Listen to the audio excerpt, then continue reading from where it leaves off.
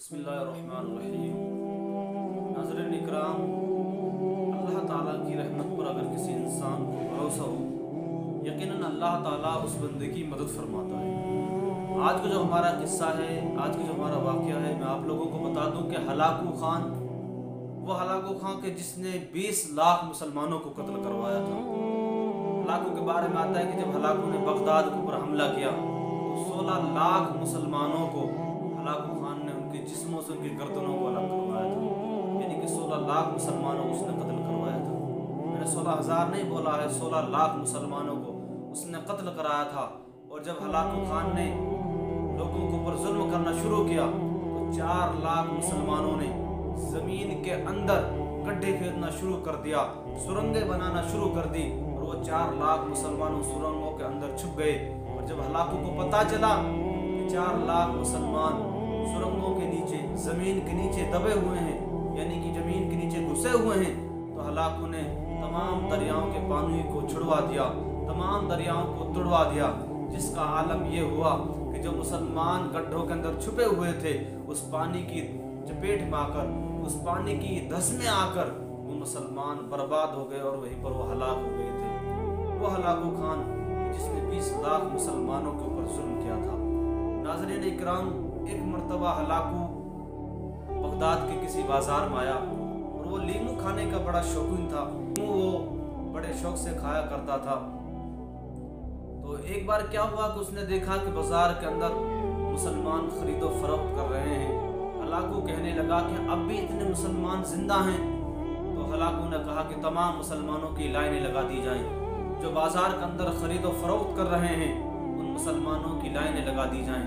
ناظرین اکرام، جب ہلاکو نے مسلمانوں کی لائنیں لگوانا شروع کی تو اس لائن کے اندر ایک بوڑھا بابا تھا جو اول سے اخیر میں کھڑا ہوا تھا۔ جب ہلاکو نے ادھر سے مسلمانوں کو قتل کرنا شروع کیا، وہ بوڑھا بابا اس دوسرے کونے کی طرف کھڑا ہو جاتا ہے۔ کھڑے ہونے کے بعد میں ہلاکو اس بوڑھے بابے کو دیکھ رہا تھا اور مسکرا رہا تھا کہ آخر دیکھتا ہوں کہ یہ بوڑھا مجھ سے کب تک بچے گا۔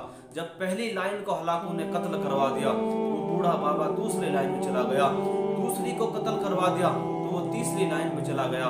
آخر کا جب تیسری لائن کو قتل کرواتا ہے، جب اس بوڑھے بابے کا نمبر آتا ہے، ہلاکو مسکرانے لگتا ہے اور اپنے گھوڑے کے اوپر بیٹھا ہوا تھا۔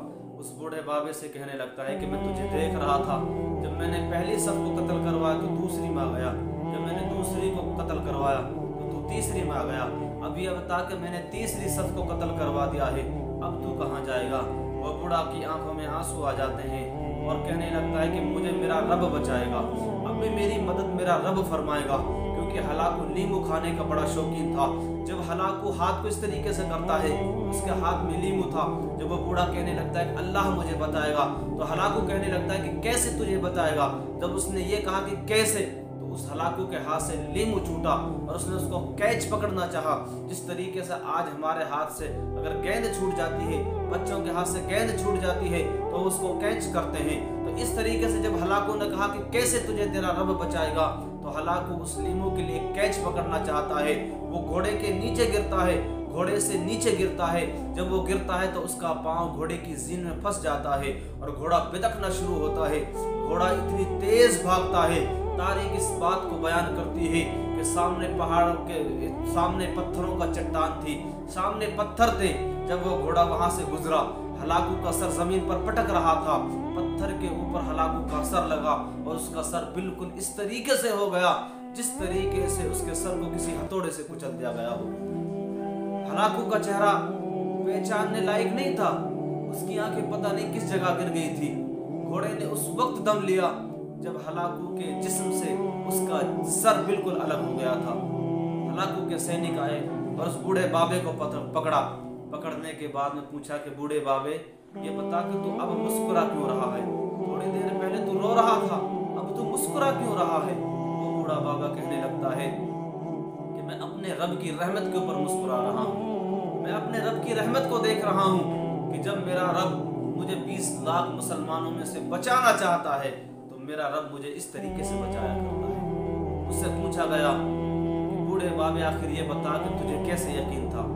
بوڑھے بابے نے کہا کہ اللہ تعالیٰ کی رحمت سے انسان کو کبھی مایوس نہیں ہونا چاہیے، रब के ऊपर भरोसा तो करें। जब हम रब के ऊपर भरोसा करेंगे अल्लाह ताला हमारी ज़रूर मदद करेगा। नाज़रीन इकराम, हमको चाहिए अल्लाह ताला की रहमत के ऊपर और अल्लाह ताला के ऊपर अगर हम भरोसा करेंगे तो अल्लाह ताला हमारी मदद फरमाएगा और हमें